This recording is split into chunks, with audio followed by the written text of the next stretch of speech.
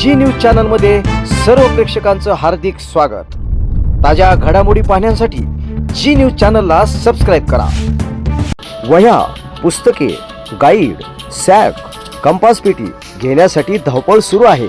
अशा वेळेस कोठे मिळणार? विवेकानंद पुस्तकालय, युवा, सुंदरम, क्लासमेट यासह सर्व नामांकित कंपन्यांच्या वह्या, याशिवाय स्कूल बॅग, टिफिन बॅग यासह लागणारे सर्व शालेय साहित्य डिस्काउंटमध्ये विवेकानंद पुस्तकालय या ठिकाणी मिळत आहे।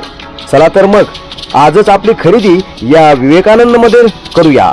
याशिवाय सर्व स्पर्धा परीक्षांसाठी लागणारी पुस्तके, धार्मिक पुस्तके, ऑफिस स्टेशनरी याशिवाय सर्व काही एकाच छताखाली, ते म्हणजे विवेकानंद पुस्तकालय, एसटी स्टँड समोर, कर्जत।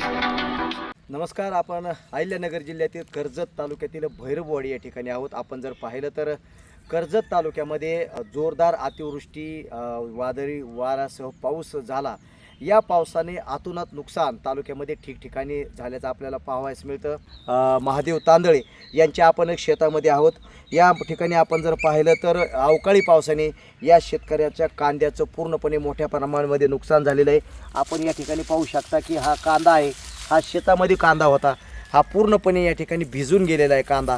या शेतकऱ्याच्या हातातोंडाशी आलेला घास हिरावला गेलेला आहे, काही शिल्लक राहिलेलं नाही। पूर्णपणे पावसामध्ये कांदा सडून गेलेला आहे। जवळपास लाखो रुपयाचं नुकसान या शेतकऱ्याचं या ठिकाणी झालं आहे।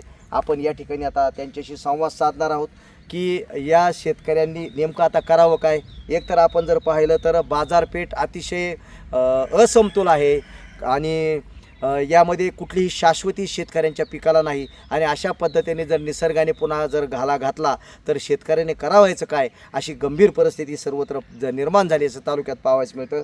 आपण आता या ठिकाणी जे शेतकरी आहेत महादेव तांदळे यांच्याशी या ठिकाणी संवाद साधणार आहोत। बरोबर शेतकरी आहेत महादेव तांदळे, ज्यांनी अतिशय मोठ्या कष्टानं या ठिकाणी कांद्याचं या उत्पादन घेतलं होतं आणि या एका पावसाने त्यांचं अतोनात नुकसान झालं आहे, होत्याचं नव्हतं सगळं झालेलं आहे। आपण त्यांच्याशी या ठिकाणी संवाद साधणार आहोत। काय नेमकं झालेलं आहे थोडंसं आम्हाला एकरभर कांदा लावलेला होता। बरं, त्याचं जवळजवळ लागवड 10,000 खर्च आला होता। बरं, अधिक मशागत, खते आणि मजुरी आणि पाणी द्यायचं, त्याचा टोटली लागते 1.5 लाख रुपये खर्च आला एकरी। बरं, मग हातात आज 15 दिवसापूर्वी पाऊस आला।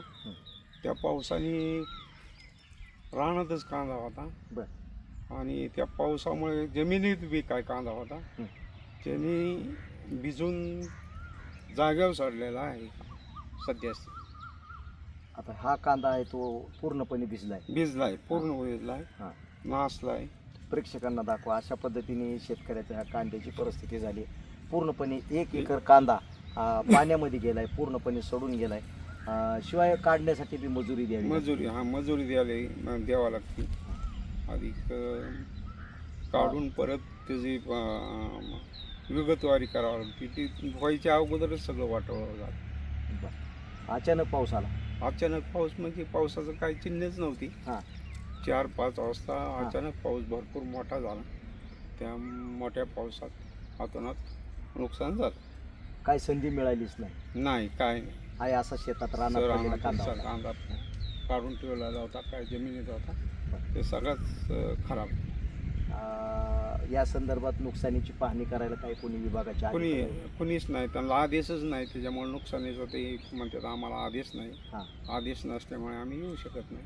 म्हणजे शासनाकडून अजून कोणताही आदेश मिळाला नाही, त्यामुळे पाहणी करायला सुद्धा आले नाहीत काय। अशी जर परिस्थिती असेल की अद्याप शेतकऱ्यांचं मोठ्या प्रमाणामध्ये नुकसान होतं आणि या ठिकाणी आपण जर पाहिलं तर अधिकारी असं सांगतायत की आम्हाला पाहणी करण्यासाठी नुकसानीचे आदेशच नाहीत, तर ही अतिशय गंभीर बाब आहे। जर अशा पद्धतीने शेतकऱ्यांना खऱ्या अर्थानं भूमिपुत्रांना आणि खऱ्या बळीराजाला जर वाऱ्यावर सोडलं तर त्यांनी जायचं कोणाकडे? आज या ठिकाणी एवढं मोठं नुकसान झाले, अधिकारी पाहणी करण्यासाठी येत नाहीत, लाखो रुपयांचा माल हातातोंडाशी आलेला शेतकऱ्याच्या ठिकाणी हिरवला गेला आहे। अशा वेळेस शेतकऱ्याने दात कोणाकडे मागायची असा प्रश्न या ठिकाणी निर्माण झालेला आहे। आज एवढ्या एखाद्या लेकराला जपावं या पद्धतीने शेतकरी आपलं सर्व दैनंदिन जीवन या काळ्या मातीच्या सेवा करण्यासाठी या ठिकाणी घालवतो. आणि अशा पद्धतीने आपण जर पाहिलं तर अशा या निसर्गाच्या या निसर्गाच्या या अचानक आलेल्या संकटामुळे हा शेतकरी या ठिकाणी उद्ध्वस्त झाला आहे. काही राहिलेलं नाही या कांद्यामध्ये. आपण पाहू शकता पूर्णपणे कांदा भिजून गेलेला आहे. जो मार्केटला जाणार होता, वास्तविक पाहता हा जो कांदा आहे हा अतिशय चांगल्या पद्धतीचा कांदा आहे. या कांद्याला भावही सर्वत्र चांगल्या पद्धतीने दिला जातो आणि मागणी मोठ्या प्रमाणामध्ये या कांद्याला असते. अशा पद्धतीने अतिशय चांगला गावरान पद्धतीचा कांदा आहे, बरोबर. अतिशय गावरान असा हा कांदा आहे आणि लालक्या वगैरे नाही. आपण गावरान कांदा किती महत्त्वपूर्ण आहे, त्याला किती भाव मिळतो हे सर्व शेतकरी बांधवांना माहिती आहे. आमची सरकारला आणि शासनाला विनंती आहे की शेतकऱ्यांना वाऱ्यावर सोडू नका. शेतकऱ्याला जे काही हे एकतर त्यांच्या मालाला हमी भाव नाही. अनेक माल असा आहे की त्याची किंमत शेतकऱ्याला ठरवता येत नाही, सरकार त्याची किंमत ठरवतो. आणि आता अशा पद्धतीने निसर्गाने जर काही संकट ओढवलं तर त्या केवळ घोषणा नको, तर शेतकऱ्याच्या बांधावर जाऊन अधिकाऱ्यांनी या ठिकाणी पंचनामे करावेत आणि शेतकऱ्यांना खऱ्या अर्थानं नुकसान भरपाई द्यावी अशी मागणी आम्ही आमच्या चॅनलच्या माध्यमातून या ठिकाणी करत आहोत. जी न्यूज चॅनलचे संपादक म्हणून मी गणेश जेवरे, अहिल्यानगर. स्वप्न तुमचं, दागिने आमचे. कर्जत शहरातील एक विश्वासार्ह सुवर्ण दालन म्हणजेच SC शेलार ज्वेलर्स. सोने, चांदी आणि हिऱ्याचे दागिने मिळण्याचं एकमेव ठिकाण. शुद्धतेची हमी, नवनवीन डिझाईन्स, परंपरेचा आधुनिक स्पर्श. सर्व दागिने हॉलमार्क प्रमाणित. संपर्क SC शेलार ज्वेलर्स, मराठी मुलांच्या शाळेसमोर, बाजारतळ रोड, कर्जत. 8888 54 65 65 आणि 90 96 94 78 11.